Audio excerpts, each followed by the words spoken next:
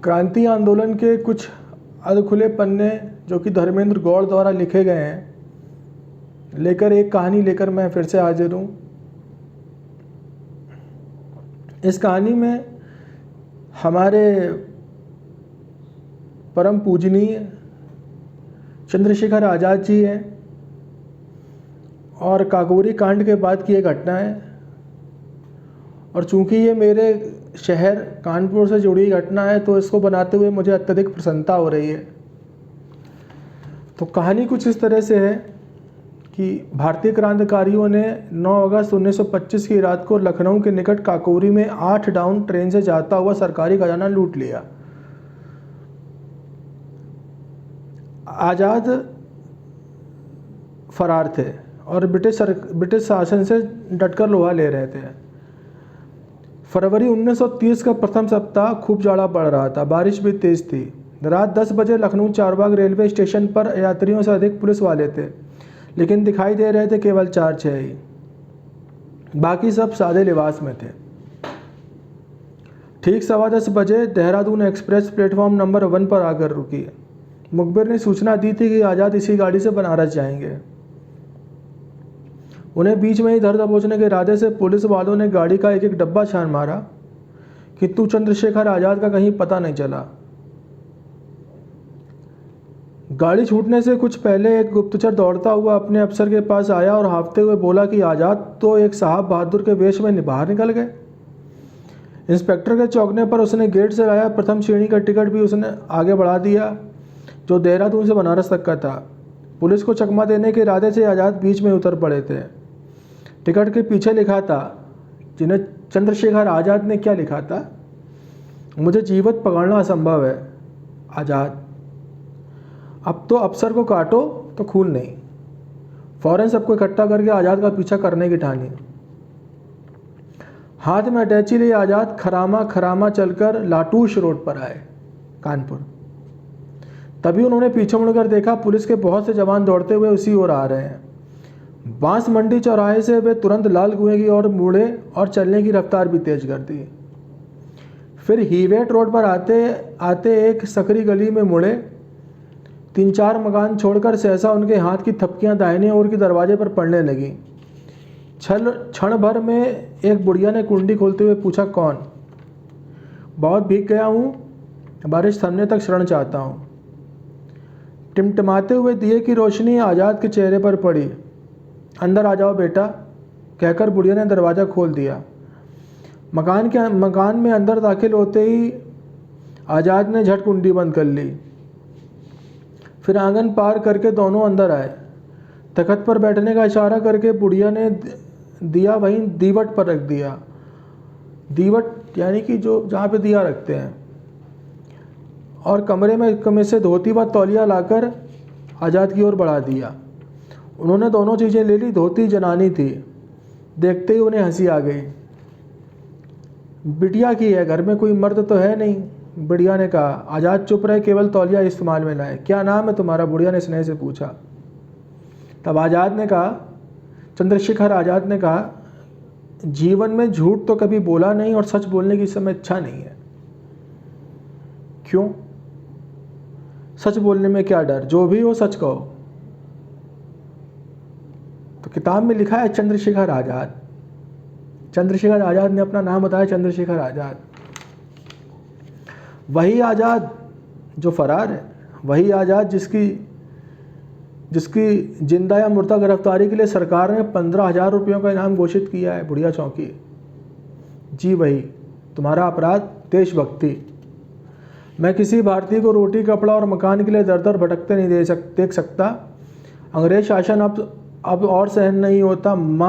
भारत माँ के पैरों में पड़ी बेड़ियों को तोड़ने का संकल्प लिया है मैंने, बस यही है मेरा अपराध है, आज़ाद आवेश में कहते गए।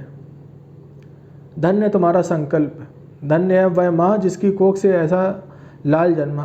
तुम्हारे दर्शन पाकर मैं भी धन्य हुई।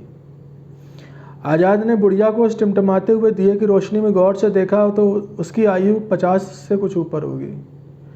उसके तेजस्वी मुख और निश्चल नेत्रों से लगा वह किसी कुलीन परिवार की पढ़ी लिखी लेकिन निर्धन महिला है। तभी अचानक बुढ़िया को खांसी का दौरा उठा। ऊपर कमरे से निकलकर कोई तेजी से जीने की ओर लपका। आज़ाद वहीं कोने में छिप गए। वह बुढ़िया की इकलौती बेटी कल्पना थी। ऊपर कमरे में बैठी पढ़ रही थी। माँ को उठा दौरा सुनकर तुरंत भागी भागी नीचे आई और उसकी पीठ सहलाने लगी। फिर कटोरी से 2 घूंट पानी पीने को दिया। स्वस्थ होते ही बुढ़िया भौचक्की से इधर उधर देखने लगी। लड़की सहम गई। पूछा, क्या है माँ, किसे देख रही हो? वह कहाँ गया? वह अभी तो मुझसे बातें कर रहा था। कल्पना समझ ना पाई कि माँ को अचानक क्या हो गया। वह घबराकर रोने लगी। तभी आज़ाद कोने से निकल आए। बोले, मैं तो यहीं हूँ। ऊपर से किसी का आवाज़ सुनकर कोने में छिप गया था। कल्पना ने आज़ाद की ओर देखा और माँ से पूछा, यह कौन है माँ? रात का मेहमान। इस कहानी का टाइटल भी रात का मेहमान है। रात का मेहमान बड़ा योग्य और समझदार व्यक्ति है। योग्य और समझदार हूँ तभी तो सारे दिन से भूखा हूँ, आज़ाद ने सहज भाव से कहा।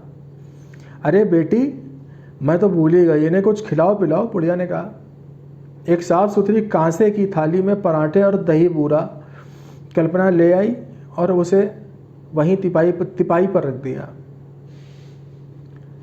पहले लोग पंथी मार के नीचे बैठ के खाते थे, तो खाना शायद तिपाई पर रखा जाता था। हाथ धोकर आज़ाद खाना खाने बैठे तो एक पराठे के 2 कौर बनाकर खाने लगे। यानी कि पराठा इस तरह से तोड़ते, उसके 2 हिस्से हो गए, तो अब आधा पराठा एक बार में खाते थे आज़ाद। भूखे थे सुबह से। भूख में ऐसा ही होता है। कल्पना को देखकर हंसी आ गई। भूख में ऐसा ही होता है। कभी भूखी रही हो? आज़ाद ने पूछा।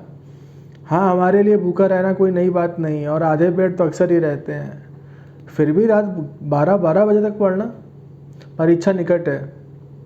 किस कक्षा में पढ़ती हो? MA 2य वर्ष। विषय क्या है तुम्हारा? संस्कृत। शाबाश, संस्कृत पढ़ती हो तभी तो आधे पेट रहती हो। खाना खाने के बाद आज़ाद ने 2 लोटे ठंडे जल पिया। कल्पना ऊपर पढ़ने चली गई।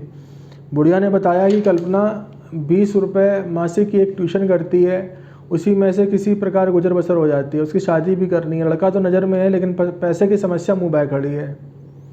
वातावरण में कुछ उदासी सी छा गई। तभी जीवियों की घड़ी ने टन करके रात के 2 बजाए। आज़ाद ने जाना चाहा। बुढ़िया ने कभी कभी मिलते रहने के लिए कहा। आज़ाद ने फिर आने का वचन दिया और कल्पना को बुलाने के लिए कहा। वह अभी तक पढ़ रही थी। माँ की आवाज़ सुनकर तुरंत नीचे आई और बोली, बाण की कादम्बरी पढ़ रही थी। बड़ी कठिन रचना है। संसार में कोई काम कठिन नहीं, मन लगाकर पढ़ो और प्रथम श्रेणी लाओ, यही मेरा आशीर्वाद है, आज़ाद ने कहा। आप सबके आशीर्वाद से तो सदा प्रथम आई हूँ, इस बार भी आ सकती हूँ। अच्छा, तो ये लो अपने प्रथम आने का इनाम, कहकर आज़ाद ने अटैची कल्पना के हाथ में थमा दी और बुढ़िया को प्रणाम करके तुरंत वहाँ से चल दिए। कल्पना ने अटैची खोली। उसमें भरे थे सैकड़ों रुपए के नोट, शायद कल्पना के विवाह के लिए। रुपए लेकर बुढ़िया दरवाजे की ओर झपटी। आज़ाद जा चुके थे। बारिश ने और भी भयंकर रूप धारण कर लिया था। हवा साए साए चल रही थी। अंधकार में ताकती वृद्धा न जाने क्या सोच रही थी। ये शहर शायद लखनऊ भी हो सकता है या कानपुर हो सकता है, क्योंकि अगल बगल, जहाँ तक GPO कानपुर में नहीं है, और हो भी सकता है कानपुर भी हो सकता है, लखनऊ भी हो सकता है, इसमें स्पष्ट नहीं हो रहा है काफ़ी। तो शहर कोई भी हो, चंद्रशेखर आज़ाद कितने महान व्यक्तित्व था उनका, इनके बारे में कहानी पढ़ने को मिली, आपको बताने को मिला। शहीदों की मज़ार पर लगेंगे हर बरस मेले, वतन पर मिटने वालों का यही आखिरी निशान होगा। वीडियो देखने के लिए धन्यवाद। जय हिंद, जय भारत।